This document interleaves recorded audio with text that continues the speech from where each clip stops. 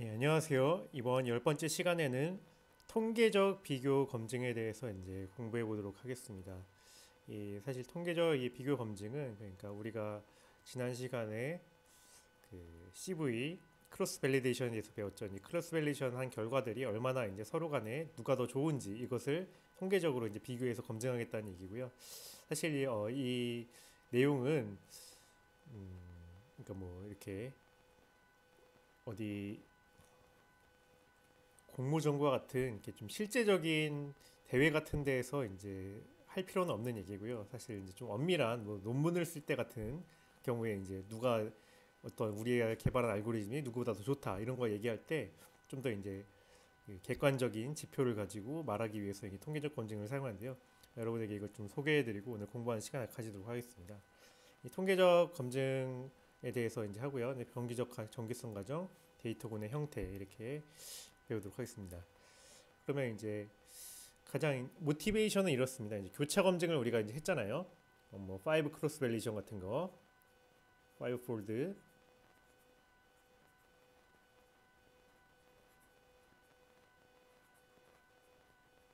예, 이렇게 교차 검증한 결과의 유의성을 이제 정량화해서 이제 말할 수 있는가 하는 것입니다. 예를 들어 우리가 이제 이런 8개의 알고리즘에 대해서 크로스 밸리션 1차, 2차, 3차, 4차, 5차를 다 했습니다. 예, 이렇게 하고 각각에 대해서 이제 정확도를 이렇게 구한 거죠. 그러면 이제 정확도 이제 평균을 내보면은 가장 좋은 애는 이제 뉴럴 네트워크고, 그다음에 두 번째로 좋은 애는 로지스틱 리그레션입니다. 근데 차이가 지금 보면은 0.00667만큼 나는데요. 예, 6667만큼 나는데 이게 정말 둘 간의 차이가 유의한 것일까? 그래서 뉴럴 네트워크가 제일 좋다고 우리가 얘기할 수 있는데 정말 이게 보면 되게 미세한 차이잖아요. 미세한 차이. 예, 이 미세한 차이가 정말로 실질적으로 유의한 차이인가 이걸 우리가 이제 얘기할 수 있겠냐는 것입니다. 이럴 때 이제 유의하다고 얘기하기 위해서 쓰는 것이 이제 그 통계적 검증입니다. 그러니까 통계적 검증은 검정이죠. 검정은 하게 되면은 이제 그 유의 확률이 나오고요. 그래서 우리가 실제로 이제 이것이 이제 어떤 객관적인 지표로 우리가 이제 그 유의성에 대해서 말할 수 있는 것입니다. 그래서 통계적 검정은 데이터 사이의 이제 차이를 통계적으로 이제 검정해서 유의 확률을 이제 결과로 출력해 주는데요. 그러니까 검정에 이제 쓰이는 세 가지 요소는 이제 통계적 검정법이 있고요. 그러니까 우리가 적절한 이 데이터에 따라서 의 선택해 줘야 됩니다. 적절한 통계적 검정법을 선택해 줘야 되고 그 검정법에 대해서 입력인 데이터를 입력으로 넣어주면은 출력은 이제 유의 확률 얼마나 유의한지 낮을수록 유의하거든요. 그러니까 이 그런 유의 확률을 내보냅니다. 한번 예를 한번 보시죠. 파이썬에서 이제 실행해서 그 사이파이의 이제 스태츠라는 이 라이브러리에 이제 그 이런 통계적 검정들이 함수들이 들어있거든요. 랭크썸이라는 함수를 이제 임포트했습니다. 그래서 데이터 1은 이제 5개 0.9798, 99, 95, 96. 얘는 샘플 2는 이제 또 5개 데이터 그러니까 그 어떤 정확도라고 생각하시면 되겠습니다. 5개 정확도 9999, 98, 97, 10. 그러니까 얘가 약간 미세하게 더 큰 것 같죠? 지금 이쪽으로 더 약간 미세하게 큽니다. 그래서 랭크썸을 이제 했는데 그러면은 이 랭크썸이 이제 통계적 검정이거든요. 샘플 1과 샘플 2를 이제 통계적 검정했을 때 결과를 이제 보면은 어떤 스태티스틱이 나오고요. 그다음에 통계적인 어떤 값이 나오고 그다음에 이 p-밸류가 나옵니다. 이 p-밸류가 중요한데요. p-밸류가 이제 0.1171 뭐 0.11 정도 나왔어요. 그럼 이게 둘 간의 차이가 유의한 걸까요? 아닌 걸까요? 이 p-밸류에 따르면은 p-밸류를 이제 이렇게 계산하게 되면은 p-밸류를 이제 따라서 우리가 유의한지 아닌지를 이렇게 판단합니다. p-밸류가 0.05보다 크면은 ns not significant 즉 유의하지 않다는 겁니다. 지금 이 결과는 지금 얼마 0.05보다 크죠. 그렇기 때문에 둘 간의 차이가 통계적으로 봤을 때 얘가 지금 아마 평균을 내면 얘가 미세하게 좀 더 앞설 거예요. 뭐 0.98 내지 98 얼마 정도 되겠네요. 얘는 0.97, 97이나 뭐 96 내지 얼마 정도 될 것 같아요. 그러니까 얘가 미세하게 앞서긴 하는데 통계적으로 봤을 때 p-value가 0.11, 0.05보다 크기 때문에 유의하지 않다는 겁니다. p-value가 이제 0.05보다 작아야지 스타 하나 보통 이제 그래도 유의하다고 치고요. 0.01보다 더 작으면은 스타 두 개, 에스트릭 두 개, 좀 더 유의하다. 0.001보다 더 작으면은 이제 더 유의하다. 0.0001보다 더 작으면은 이제 스타 4개, 더 유의하다고 이렇게 보이거든요. 적어도 그러니까 유의하다고 얘기하려면은 보통 이제 p-value 0.05보다 작도록 통계적 검증의 유의 확률이 나와야 됩니다. 그러면 이제 논문에다가 이제 이렇게 쓸 수 있는 거죠. 논문을 쓸 때 이 p-value가 얼마가 나왔기 때문에 즉 0.05보다 작기 때문에 이 둘 간의 결과는 샘플 2가 샘플 1보다 더 좋은 게 더 유의하다. 차이가 있다 이렇게 얘기를 할 수 있는 거죠. 근데 왜 지금 결과로는 p-value가 0.05보다 더 높게 나왔죠. 그렇기 때문에 둘이 간에 이제 평균적인 차이는 있지만 유의하지 않다 이렇게 얘기하게 되는 것입니다.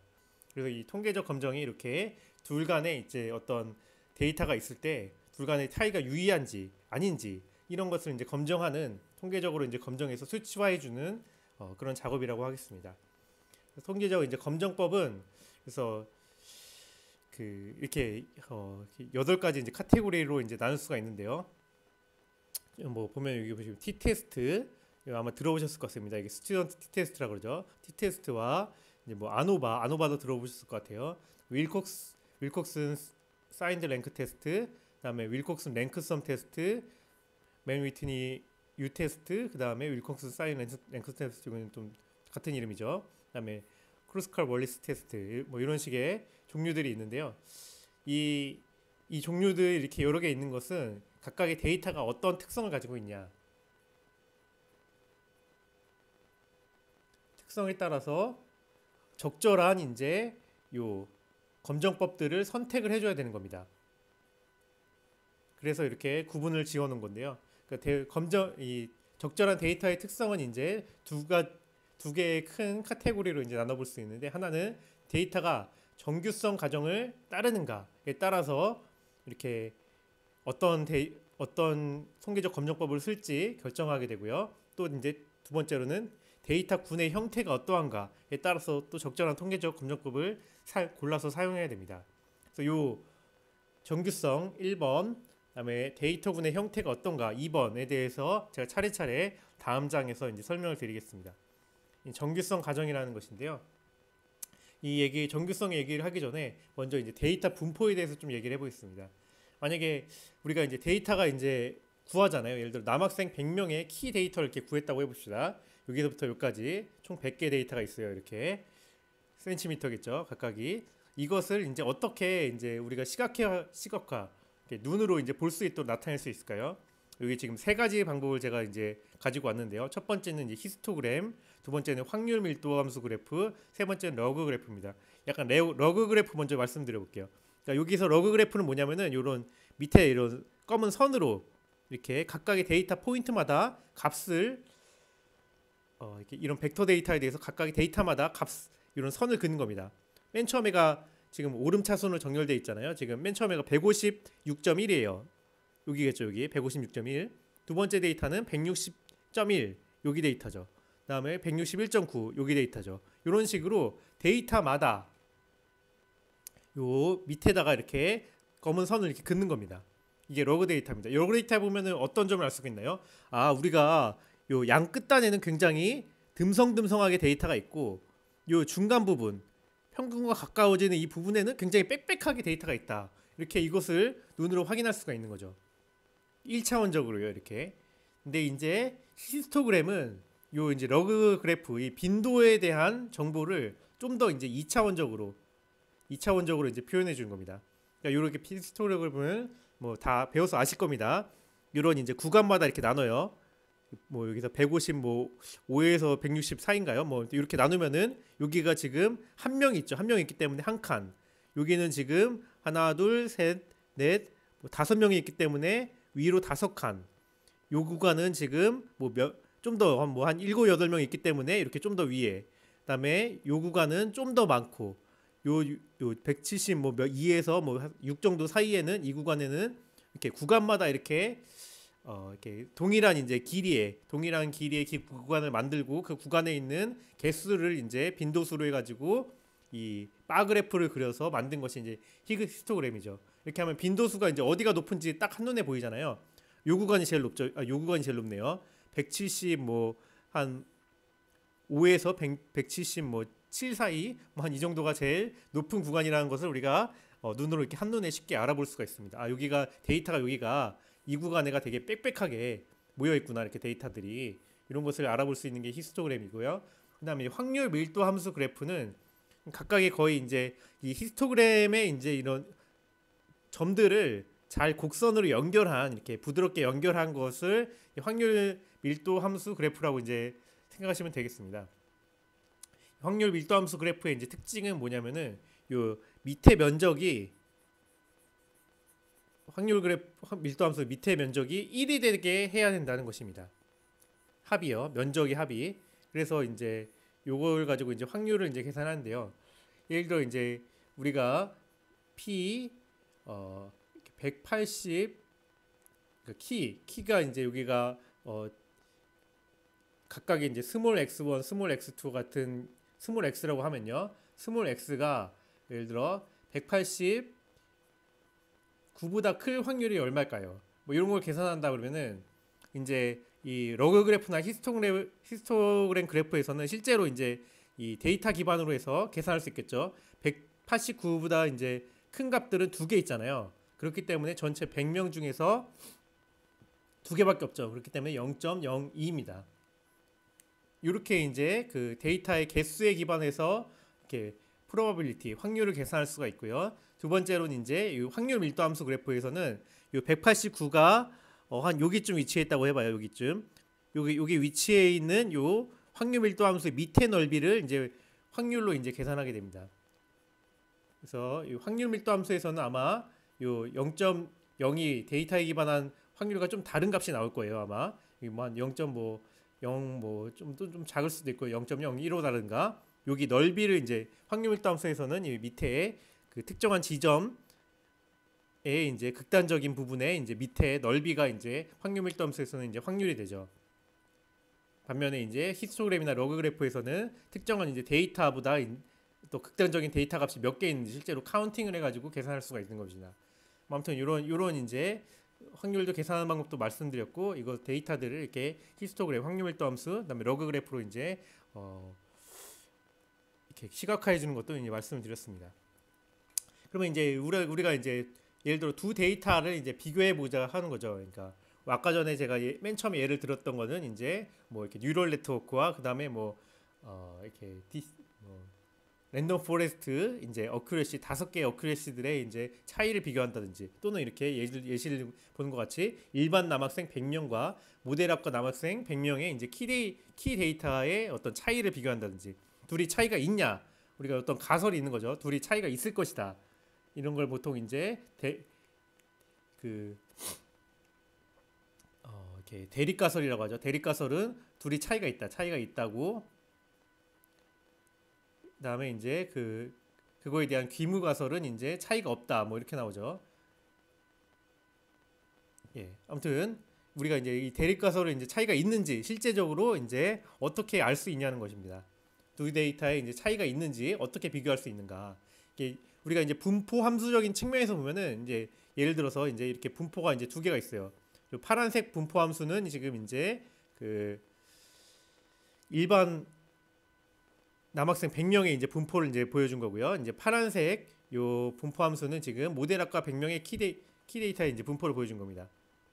그러면 이제 둘의 차이가 있다는 것은 이제 둘의 이제 겹치는 이 부분이 얼마나 이제 겹치냐. 만약에 이제 우리가 이렇게 전혀 안 겹친다고 해봐요. 이렇게 요 분포가 이렇게 이동해 있고 요 분포가 이렇게 있어가지고 둘 간에 전혀 겹치는 부분이 없어요. 그러면 완전히 차이가 있는 거잖아요. 그렇기 때문에 매우 차이 있다 이렇게 얘기할 수 있는 거고, 지금 약간 이렇게 겹치고 있죠. 겹치는 부분이 있기 때문에 조금 그래도 차이가 있긴 한데 완전히 차이 있는 것보다는 덜 차이가 있다 이렇게 얘기를 할 수 있겠습니다. 분포 함수적인 측면에서 이렇게 직관적으로는 이제 분포 함수가 얼마나 이제 떨어져 있는지, 겹치는 부분이 얼마나 없는지를 가지고 이제 차이가 있다 없다를 얘기할 수가 있고요. 순위의 측면에서 어떤가요? 우리가 이제 이 데이터들을 이제 순위를 이렇게 작은 순서대로 이렇게 쫙 매길 수가 있거든요. 그럼 파란색 이 데이터들, 초록색 데이터들 이거는 이제 일반 학생의 키죠. 다음 여기 파란색 데이터는 지금 이제 그 모델학과 학생의 키들입니다. 보면 이제 그 랭크를 이제 100명 100명이기 때문에 랭크를 1부터 200까지 이렇게 쫙 매길 수가 있어요. 얘는 랭크 1이고 두 번째로 큰 애 랭크 2고 두 번째로 세 번째로 큰 애 랭크 3이고 그러면은 이렇게 딱 눈에 보기에 초록색인 이제 데이터들이 다 작은 랭크에 많이 모여 있겠죠. 그렇죠? 앞쪽 랭크에 다 초록색 애들은 모여 있을 거고 이 파란색 애들 그러니까 모델학과 학생들의 이제 데이터들은 다 뒤쪽 랭크에 모여 있을 겁니다. 그러니까 랭크를 쫙 이제 그 그룹별로 보면은 그 작은 쪽 랭크에는 그 일반 남학생이 모여 있고 이제 큰 쪽 랭크에는 모델학과 이제 남학생들의 이제 키들이 모여 있을 겁니다. 그래서 이제 이렇게 데이터를 이제 랭크를 이제 했을 때 어떻게 이제 순위가 이제 쏠려 있는지 정도로 이제 또 이렇게 두 데이터의 이제 차이를 또 얘기를 할 수가 있는 겁니다. 예, 요렇게 이제 분포의 이제 함수의 측면에서 얘기를 하는 게 그 어떤 뭐 t-테스트 같은 거고요. 이걸 파라메트리 모수적 이제 검정이라고 얘기를 하고요. 이렇게 순위를 가지고 이제 얘기하는 게 이제 그러니까 분포를 가지고 얘기하는 게 모수적 검정이고 예를 들어 t-테스트가 있고요. 순위를 가지고 얘기하는 게 비모수적 검정입니다. 영어로는 모수적 검정을 이제 파라메트릭이라고 얘기하고 비모수적 검정을 이제 넌 파라메트릭이라고 얘기하는데요. 좀 더 엄밀하게는 좀 다르게 얘기할 수 있지만 이제 기본적으로 이제 좀 직관적으로는 이렇게 분포를 대해서 얘기하는 게 검정하는 게 모수적 검정이고 이렇게 순위를 써가지고 분포를 보지 않고 순위에 대해서 검정하는 게 비모수적 검정이라고 일단 생각하시면 되겠습니다. 좀 더 이제 이 부분에 대해서 자세하게 좀 얘기를 해볼게요. 이 분포에 대해서 이제 이렇게 검정하는 게 이제 모수적 검정이라 했잖아요. 모수적 검정이 이제 대표적인 게 이제 이 정규 분포를 써가지고 하는 검정이거든요. 그러니까 이게 분포라는 것은 이제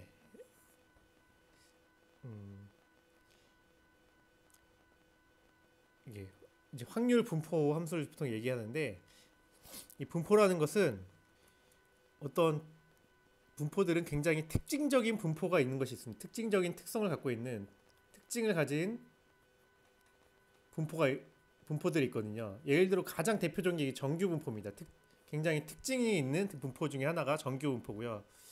이 정규 분포는 이제 자연 집단에서 일반적으로 관찰되는 데이터 분포입니다. 예를 들어 뭐 이제 30대 남자의 평균 체중을 구하면은 이렇게 이런 모양이 생기고 30대 남자의 키를 이제 구해도 뭐 이렇게 이런 모양이 생깁니다. 다 이런 이렇게 어떤 종 모양의 이제 분포가 이제 나오는 게 정규 분포입니다.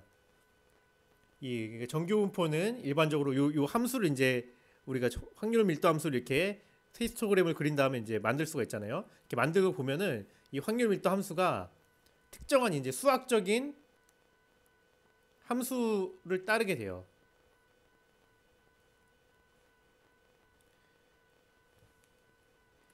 그 수학적인 함수가 뭐냐면은 요런 이제 함수를 따르게 되거든요.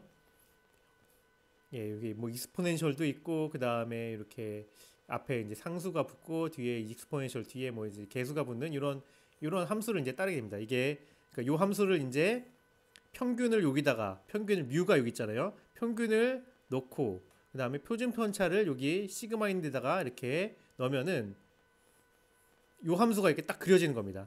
그래서 요게 뭐를 의미하냐면은 그 우리가 이제 그 데이터가 이제 있잖아요. 100개. 아까 전에 키를 이제 100명을 구했어요. 100명을 구한 다음에 여기서 이 데이터를 이제 평균을 구할 수가 있잖아요. 뮤. 평균을 어떻게 어쩌고저쩌고 구할 수가 있고 시그마 표준 편차 어쩌고저쩌고 구할 수가 있습니다. 이렇게 이 전체 데이터가 우리가 이제 100개를 이제 보관해야 되는데 100개를 다 보관할 필요 없이 평균과 표준 편차만 이렇게 서머리에서 결국 이제 서머리인 거죠. 100개 데이터를 다 필요가 없고 100개 중에 평균 표준 편차 구하는 방법 아시죠? 이거 두 개만 딱 구해 버리면은 그리고 서머리죠. 서머리. 서머리에서 두 개 값만 알고 있으면은 우리가 이 분포에 대해서 딱 그려버릴 수 있는 겁니다. 그러니까 신기하죠. 그러니까 이게 어떻게 보면 데이터 압축과 같은 겁니다. 데이터 이제 100개, 1000개 이걸 다 보관할 필요가 없이 이 100개, 1000개의 평균과 표준 편차만 딱 구해버리면은 이게 이 100개 데이터가 이 정규 분포를 따른다. 이 사실과 이 평균과 표준 편차만 알고 있으면은 우리가 이 데이터의 이 확률 분포 함수, 그러니까 분포를 딱 그려버릴 수가 있는 거예요. 그러니까 되게 압축돼 버리죠, 정보가. 그러니까 그러니까 분포, 이게 정규 분포, 그러니까 어떤 특징을 가진 분포를 따른다는 것이 이렇게 파워풀한 겁니다. 그러니까 우리가 데이터를 10,000개, 100,000개 다 보관할 필요가 없는 거예요. 그러니까 정규 분포를 따른다는 거 알고 있으면은 평균과 표준 편차만 알면은 그 분포에 대해서 딱 그려버릴 수가 있어요. 이게 그 어떤 그 모수적 분포의 가장 큰 특징이거든요. 그러니까 모수라는 거는 이제 그 이 모집단의 어떤 대표값을 얘기합니다. 모수는 모집단의 대표값.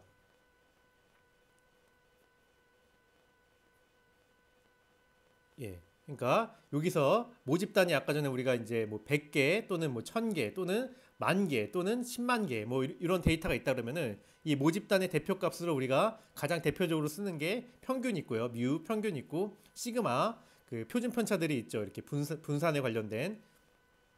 그럼 이렇게 모집단의 이제 이 대표값만 알고 있으면은 우리가 분포를 그려버릴 수 있다는 것이 모수적 분포의 가장 큰 특성입니다. 예.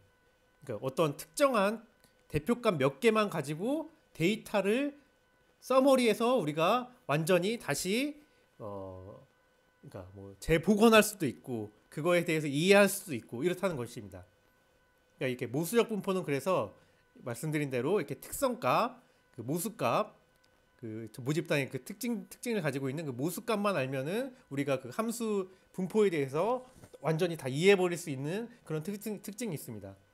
그렇기 때문에 이 그 통계적 검정도 이렇게 이 많은 이 데이터를 나중에 결국 다 필요 없이 이 모수적 검정에서는 평균과 표준 편차만 구해가지고 그것에 대한 어떤 수학적인 계산을 통해서 바로 이제 검정이 실행되게 버리게 됩니다. 그래서 데이터가 나중에 필요가 없어지는 상황이 있거든요. 예, 아무튼 이렇게 해서 이제 모수적 분포라는 것은 그런 것이고 정규 분포는 이제 대표적인 모수적 원 오브 더 그 모수적 분포 파라메트릭 디스트리뷰션 중에 하나인 거죠. 그러니까 정규 분포가 근데 이 정규 분포 신기하게도 자연 집단에서는 대부분 이제 데이터를 잘 뽑아 보면은 일반적으로 정규 분포가 만들어진다. 우리가 뭐 시험 성적도 한 10,000명 정도 시험 성적 이렇게 계산해 보면은 정규 분포 이루고 있다. 이런 어떤 자연적인 분포가 이제 정규 분포이죠. 이게 그래서 가우스와 이제 이렇게 발견했기 때문에 가우시안 분포라고 얘기도 하기도 하고요. 이 정규 분포의 특징은 이렇게 종모양이고 평균을 중심으로 좌우 대칭이고 그 다음에 이 좌우 대칭의 이제 그 어떤 이제 좌우 대칭의 이 폭은 표준 편차에 의해서 결정이 되는 이런 것이 이제 정규 분포의 특성이라고 할 수 있겠습니다. 그래서 이제 요 각각의 이제 정규 분포들을 보시면요, 요 초록색, 파란색 먼저 보면은 파란색은 평균이 0이고 표준 편차가 0.2인 표준 편차 제곱이 0.2인 분산이 0.2인 이런 이제 정규 분포를 이제 보여주고 있고요. 그러니까 우리가 여기도 이 파란색 데이터를 이제 이렇게 모은 겁니다. 이렇게 모아서 보면은 이런 이제 모양을 띄우고 있는데요. 이 모양을 우리가 알기 위해서 분포의 모양을 알기 위해서는 이 데이터를 우리가 다 알 필요가 없이 평균과 표준 편차만 알면은 우리가 재현해 내버릴 수 있다는 얘기죠. 그러니까 이것이 이제 모수적 분포의 이제 파워입니다. 모수적 분포. 모수값만 알면은 그리고 모수 분포가 어떤 분포인지만 알면은 그러니까 여기다가 이제 세 가지 정보가 있는 거죠. 첫 번째 정보 평균, 표준 편차 그리고 이 어떤 분포인지 정규 분포인지 이렇게 분포 정도 요 세 가지 정보만 알면은 우리가 분포를 재현해 버릴 수 있는 것이 바로 이제 모수적 분포의 이제 파워라고 할 수 있겠습니다. 요 이제 근데 평균이 이제 요 빨간색은 이 평균은 0인데 표준 편차가 더 늘어났죠. 늘어나면 이렇게 좀 더 이제 요 표준 편차라는 것이 요 뚱뚱한 정도기 때문에 요 표준 편차가 0.2일 때보다 이렇게 1일 때 더 이렇게 들어 눕는 이런 종 모양의 이제 변포를 가지고 있는 것을 볼 수가 있습니다. 그리고 이제 요 마지막에 이제 요 초록색 분포는 이제 평균이 이제 달라졌죠. 평균이 0.-2로 이제 평균이 달라진 이런 것도 이제 볼 수가 있고요. 그래서 정규 분포를 결정하는 값은 모수는 이제 세 가지가 있다. 평균과 표준 편차와 그 다음에 두 가지가 있다. 그리고 요 정규 분포인 정보 이거 세 가지만 있으면 우리가 이제 정규 분포에 대해서 모든 정규 분포를 다 그려볼 수가 있다는 얘기입니다. 그래서 이제 이 모수 검정과 이제 비모수 검정의 차이는 이제 뭐냐면은 모수 검정 같은 경우에는 데이터가 이렇게 우리가 정규 분포를 이루고 있다는 것을 알고 있을 때 그런 정규성 가정이라고 그러는데요. 그 데이터가 정규성 가정이라는 거는 이제 데이터가 정규 분포 따른다. 는 것이고요. 이것을 데이터가 정규 분포를 따른다는 걸 알고 있을 때 우리는 이제 그 모수 검정을 쓸 수가 있습니다. 모수 검정은 이제 평균, 표준 편차 그리고 자유도를 이렇게 구하고요. 이 자유도는 뭐 그냥 설명을 넘어갈게요. 그러니까 데이터 개수가 몇 개 있느냐에 관련이 있는 겁니다. 데이터가 얼마나 많으냐 적으냐에 따라. 그다음에 이제 이렇게 모수로부터 이제 그래서 분포를 예측을 하고 그러니까 어떤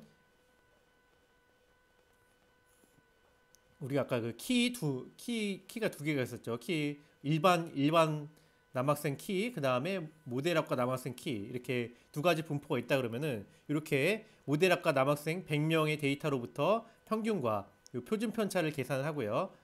평균과 표준 편차 여기는 제로, 표준 편차 제로. 그다음에 요 모델학과 학생 100명에 대해서 마찬가지로 평균과 표준 편차 를 계산을 합니다.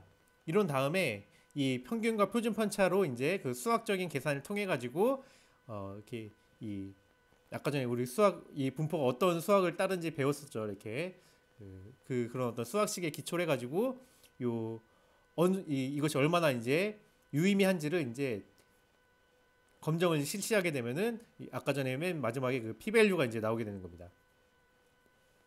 그래서 이 모수적 검정은 우리가 이제 이 정규성 가정을 따른다는 것이 이제 데이터가 이제 알고 있어야 되고요. 그럴 때 사용할 수 있는 거고요.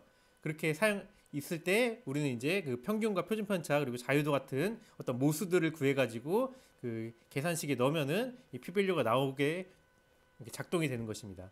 이 모수적 검정은 이제 굉장히 수학식에 이제 기반하고 있기 때문에 좀 더 이제 검정력이 비모수보다 더 검정력이 좋다. 그러니까 더 정확성이 높다고 이제 알려져 있고요. 예, 근데 이제 모든 이제 데이터가 이렇게 그 정규성을 따르는 데이터는 아닐 수 있거든요. 우리가 아까 전에 뭐 이렇게 그 어떤 모델 A, 그러니까 뉴럴 네트워크 모델의 정확도 보면은 이제 에큐러시니까 모델 뉴럴 네트워크의 이제 에큐러시, 그 다음에 뭐 랜덤 포레스트의 에큐러시를 이렇게 얼마 구했잖아요. 이렇게 뭐 5개 값을. 그러면 이 데이터는 사실 우리가 이제 정규성을 가지는지 안 가지는지 알 수가 없어요. 예.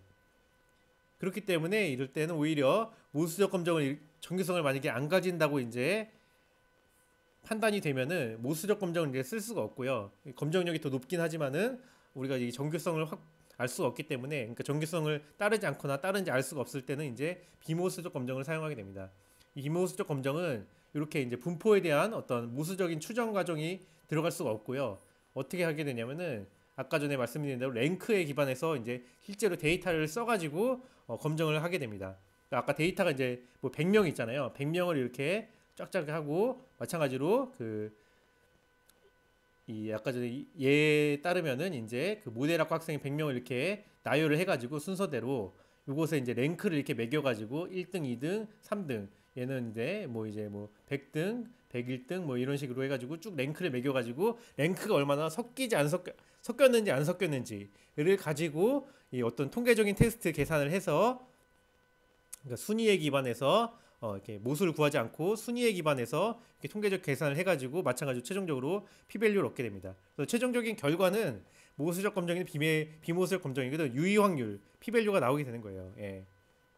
근데 이 데이터 특성이 이제 분포가 정규성을 가정을 따르면은, 그러니까 정규 분포를 따르고 있으면은 이제 모수적 검정을 쓰면 되는 거고, 정규성 분포를 따르지 않고 있으면은 비모수적 검정을 이제 쓰면 되는 겁니다.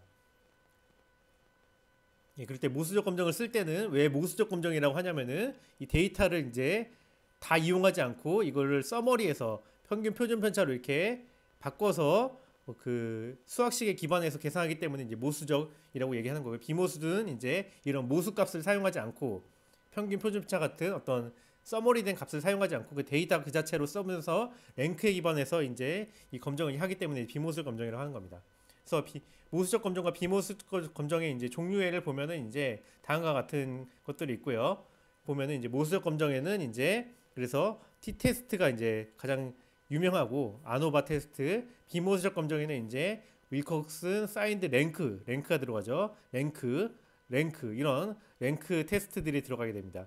그다음에 사람 이름이죠. 이게 다 윌콕슨과 이제 맨 위트니 뭐 이렇게 크루스컬 왈리스 이런 게 다 사람 이름이죠. 이런 비모수적 검정 방법류가 있고 모수적 검정류가 있고 그래서 우리가 이제 요 어떤 이제 테스트를 써야 되냐라고 이제 고려를 할 때는 고려돼야 하는 것이 정규성 가정이라는 거 할 수 있겠죠.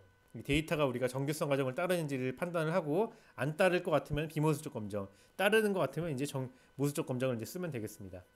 이렇게 이제 검정법을 이제 데이터의 이제 정규성 특성에 따라서 이제 선택할 수가 있고요. 또 다음에 이제 검정을 선택할 때 고려돼야 될 부분이 이 데이터 군의 형태입니다.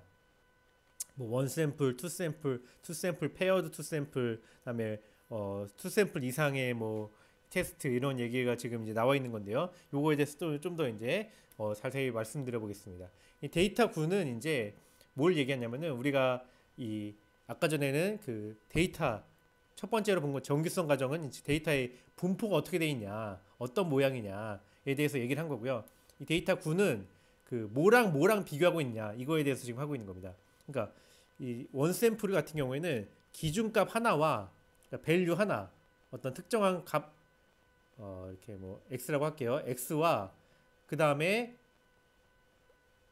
그 샘플 데이터 뭐 0.7, 0.6 이런 다수의 샘플 데이터를 이제 값 하나와 다수 샘플 데이터 이렇게 비교하는 것이 원 샘플 비교고요. 예를 들어 예를 보시면은 10월 낮에 평균 기온이 18도예요. 올해 10월이 기온이 좀 더 높아진 것 같아요. 이런 어떤 그 가설 검증하기 위해서 올해 10월에 31일치 낮 기온의 온도를 쟀어요. 그러면 데이터 개수가 몇 개인가요? 31개겠죠. 이렇게 하나, 둘, 셋, 넷 이렇게 해가지고 총 31개일 겁니다. 이런 31개 벡터와 결국 이제 벡터에 대한 얘기거든요. 이 벡터와 값 하나 18이라고 하는 값 하나를 이제 통계적으로 비교하는 게 원샘플 비교예요. 기준값 하나와 어떤 샘플 데이터 하나를 비교하는 게 원샘플 비교고요. 예. 그 다음에 투샘플 비교는 뭔가요? 투샘플 비교는 두 개의 샘플 데이터를 비교하는 겁니다. 그러니까 여기는 원샘플 비교는 샘플 한 개에 대해서 비교하는 거고요. 투샘플 비교는 둘 다 벡터인 겁니다. 벡터 vs 벡터를 이제 비교하는 것이 투샘플 비교입니다. 두 개 그리고 이제 크기는 달라도 됩니다. 그러니까 예를 들어 일반 학생 1,500명의 키와 모델학과 학생 100명의 키, 그러니까 두 개의 데이터 크기가 다르잖아요. 1,500대 100이니까 이렇게 다르긴 한데 아무튼 이렇게 두 개의 벡터를 비교하는 것이 투샘플 비교입니다. 두 개의 키가 차이가 있냐 없냐 이런 식의 차이를 비교하는 건 이제 투샘플 비교고요. 이제 페어드 투샘플은 이제 뭐냐면은 투샘플 비교긴 한데 둘 간에 이제 짝이 지어져 있는 거예요. 예를 들어서 100명의 환자의 투약 전후에 암 환자의 이제 치료율 데이터를 이제 본다고 할게요. 예를 들어 치료율이 투약 전후에는 어떤 환자 A가 치료율이 뭐 70이었어요. 80이었어요. 그리고 투약 후에는 90으로 늘었어요. 똑같은 환자 A예요. 그러니까 여기가 이제 쌍이 있는 거죠. 페어로 돼 있는 거죠. 그다음에 환자 B에 대해서는 70이었어요. 근데 이렇게 80으로 늘었어요. 투약 전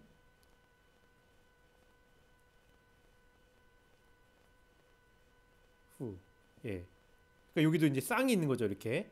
그러니까 이렇게 투약 전후 두 개의 벡터를 이제 비교하는데 투약 전후에 대해서 두 개의 벡터를 비교하는데 이것이 각각이 샘플에 대해서 짝이 있을 때를 이제 페어드 투 샘플이라고 얘기하는 겁니다.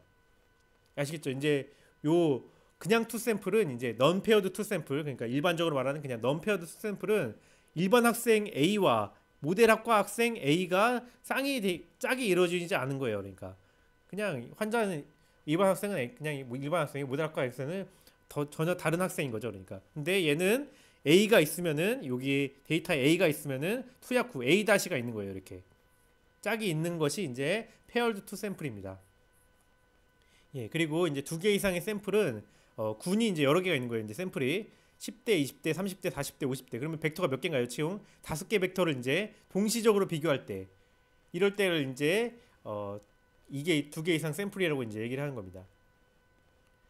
근데 우리가 이제 결국 이제 모티베이션 잠깐 생각해 볼게요. 모티베이션이 뭐였죠? 어떤 어큐러시, 뉴럴 네트워크의 어큐러시와 그 다음에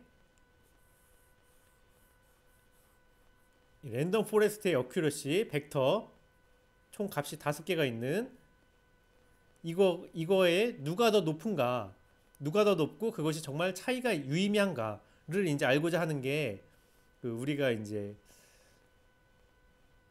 모티베이션이었죠. 그러면 일단 적어도 투 샘플이죠. 투 샘플이고 그 다음에 페어드 투 샘플인지는 이제 같은 이제 CV를 했어요. 같은 크로스 밸리션 했다 그러면은 동일한 크로스 밸리션에 대해서 이제 값이 나왔기 때문에 페어드라고 할 수 있습니다. 그래서 우리가 한 거는 지금 페어드 투 샘플이라고 얘기할 수가 있죠. 동기에서 얘기했던 거는.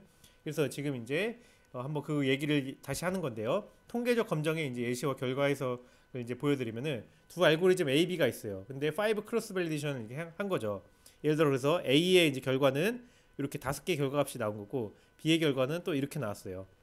그러면 이제 폴드를 이제 맞춰줬어요. 그러니까 얘랑 폴드 맞춰줬다는 거는 얘가 크로스 밸리데이션 1에서 이 정확도가 나오고 크로스 밸리데이션 1에서 똑같이 이 정확도가 나왔다는 얘기죠. 이렇게 쌍이 맞춰져 있을 때 그러면 이제 각 폴드마다 페어드된 결과를 얻었기 때문에 우리는 페어드 투 샘플 테스트를 하게 되는 거고 그 다음에 이제 우리가 이제 이게 정규화가 되는지 정규분포를 따르는지 모르잖아요. 그렇기 때문에 non parametric 테스트인 윌콕슨 사이드 랭크 테스트를 이제 선택해가지고 이렇게 테스트를 실행하면은 p-value가 이렇게 나온 겁니다. 그렇게 되면은 어떻게 되나요? 그러면은 p-value가 0.05보다 크죠. 그러면은 0.5보다 크기 때문에 알고리즘 AB의 결과는 차이는 유의하지 않다. 평균적으로는 얘가 높긴 한데 통계적으로 봤을 때는 유의하지 않다. 뭐 이렇게 결론 내는 겁니다. 예, 그러면은 아니 분명히 평균이 높은 것 같은데 얘보다 얘가 평균이 더 높은 것 같은데 B가 A보다 평균이 높은 것 같은데 왜 유의하지 않다고 나올까? 그러면 유의한지 확인하려면 어떻게 할까요? 그러면은 이 크로스 밸리션을 아무튼 요 테스트를 결과를 더 늘려야 돼요.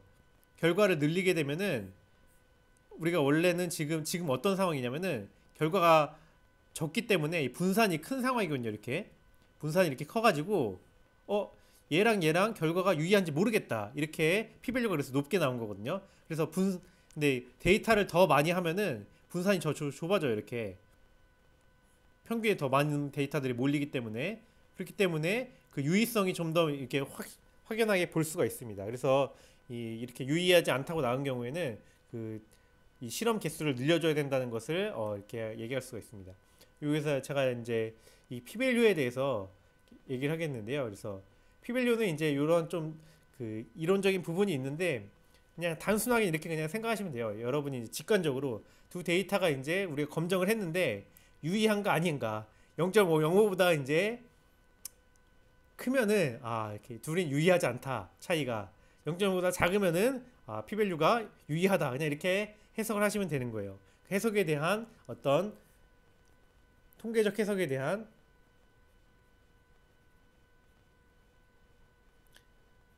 지표라고 할 수 있겠죠. 지표. 그러니까 어떤 통계적 검정을 하든 그 통계적 해석에 대해서 이제 지표로 나오는 것은 일관적으로 p-value로 이제 쓰기 때문에 이 통계적 해석을 이제 일관성 있게 우리가 이제 지표화해서 이렇게 해석을 해낼 수 있는 겁니다. 통계적 가속 검증에서 피밸류 위키에서 지금 따온 건데 위키피디아에서 통계적 가설 검증에서 유의 확률이란 또는 이제 유의 확률을 이제 p 값이라고 그러는데 피밸류란 이제 기후가설이 맞다고 가정했을 때 얻은 결과보다 극단적인 결과가 실제로 관측될 확률이다. 뭐 이렇게 나오고 있는데요. 요거는 이제 제가 뭐 설명을 넘어갈게요. 예. 여러분이 이제 통계 시간을 더 이제 들으면서 이거에 대해서 더 알아보시기 바라겠습니다. 근데 피밸류는 이제 이런 정의상에서는 이런 정의가 있고 직관적 의미로는 두 데이터 분포가 동일한 분포의 확률인 것입니다. 그래서 동일한 피밸류가 그래서 낮다는 것은 동일한 분포가 아니기 때문에 유의미하게 차이가 있다. 동일한 분포가 아니다는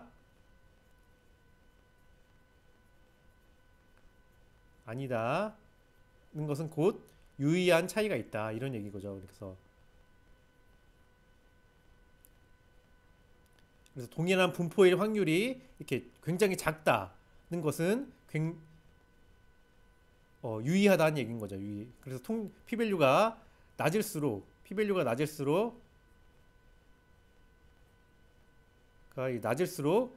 더 유의해집니다. 네, 두 개가 차이가 더 있다고 얘기할 수 있는 것입니다. 그래서 두 데이터는 이제 차이가 날수록 그래서 이제 이런 어떤 분포상에서 보면은 두 데이터가 분포가 겹치지 않을수록 피밸류가 작아집니다. 유의해지고 작아집니다. 예를 들어 지금 요 분포에 대해서 피밸류 볼게요. 두 분포가 주황색과 파란색 분포가 거의 겹쳐 있죠. 이건 딱 봐도 차이가 거의 없잖아요. 그래서 피밸류가 보면은 0.5라고 하는 굉장히 높은 피밸류가 나오고 있습니다. 근데 차이가 이제 우리가 주황색 분포를 좀 옮겼어요. 차이를 좀 줘가지고 이렇게 보면은 약간 차이가 생겼네. 근데 둘이는 여전히 눈으로 봤을 때 차이가 별로 없는 것 같죠. 그래서 피밸류 계산해 보면 0.16입니다. 0.05보다 크고 있죠 아직도. 그렇기 때문에 통계적으로는 유의하지 않다. 그러니까 어떤 우리의 이제 통계적인 판단과 눈으로 봤을 때의 어떤 내릴 수 있는 해석이 굉장히 이제 이렇게 일치해가는 것을 볼 수 있습니다. 좀 더 이제 더 땡겼어요. 이 주황색을 더 땡겨가지고 차이를 놓고 봤더니 거의 안 겹쳐 있죠. 이거는 확실히 좀 차이가 있네. 봤더니 피밸류 계산해 보면은 0.10에 마이너스 7이니까요. 0.0006 예. 이런 피밸류 거의 0.05보다는 매우 낮고 0.01보다도 낮고 0.001보다 낮기 때문에 이거는 별 4개입니다. 별 4개. 별 4개만큼 굉장히 유의하다 얘기할 수 있는 겁니다. 그리고 이제 이렇게 완전히 떨어졌을 때는 피밸류가 10에 마이너스 45승까지 나옵니다. 이거는 100% 거의 100% 둘이는 차이가 있다고 이제 이렇게 피밸류가 나오게 되는 것이죠. 그래서 결국 여러분이 뭐 많은 내용을 했지만은 기억할 것은 이제 이렇게 우리가 이제 애매한 두 개의 데이터의 차이를 이제 객관적인 지표로서 이제 얘기하기 위해서 통계적 검증을 수행하게 되는데요. 통계적 검증 결과는 결국 이제 피밸류가 나오게 되고 피밸류가 이제 이렇게 보통 0.05보다 작은 경우에 이 둘 간에 이제 차이가 있다고 이제 유의하다고 이제 결론을 내리게 되는 것입니다. 예, 그래서 오늘 이제 어떻게 둘 간에 이제 벡터적인 이제 데이터가 있을 때 둘 간의 차이에 대해서 객관적인 지표, 통계적인 지표로 얘기할 수 있는가에 대해서 오늘 공부를 한 거고요. 이제 그래서 그 교차 검증의 결과를 통계적으로 이제 비교하기 위해서는 통계적 검증을 써야 된다. 통계적 검증을 이제 요소는 이제 3가지가 있고요. 검정법, 어떤 검정법을 적절한 검정법을 선택을 해야 되는데요. 우리가 적절한 검정법을 선택하기 위해서는 정규성을 고려해야 되고 데이터 분의 형태를 이제 고려해서 적절한 검정법을 선택을 하게 되면은 그 다음에 이제 데이터를 그 검정법에다가 입력으로 주게 되면은 유의 확률이 이제 출력으로 나오게 되고요. 보통 0.05보다 이렇게 작은 경우에 둘 간에 이제 차이가 있다, 데이터의 차이가 있다 이렇게 결론을 내리게 되는 것입니다. 예, 그래서 이 통계적 검정은 이렇게 어떤 논문 같이 이제 객관적인 판단이 꼭 필요할 때 우리가 이제 수행을 하게 됩니다. 근데 뭐 당장에 빠르게 그 결론을 내리고자 하는 그 어떤 이제 공모전 같거나 아니면 뭐 이렇게 프로토타입을 개발하는 데 있어서는 이렇게 교차 검증한 이후에 통계적인 분석까지 할 필요는 없습니다. 근데 만약에 논문을 써야 된다. 우리가 이제 어떤 알고리즘을 개발했는데 이 알고리즘이 결과가 다른 결과보다 더 좋다라는 것을 이제 객관적인 지표로 이제 설득을 해야 될 때는 이 통계적인 검정을 써가지고 통계적인 그 유의 확률을 통해서 우리가 주장을 하게 되는 것입니다. 예. 어떤 차이가 있는지 좀 아시겠죠? 예, 그러면은 오늘 이 통계적 검정에 대한 이론적인 수업은 여기까지 하도록 마치도록 하겠습니다.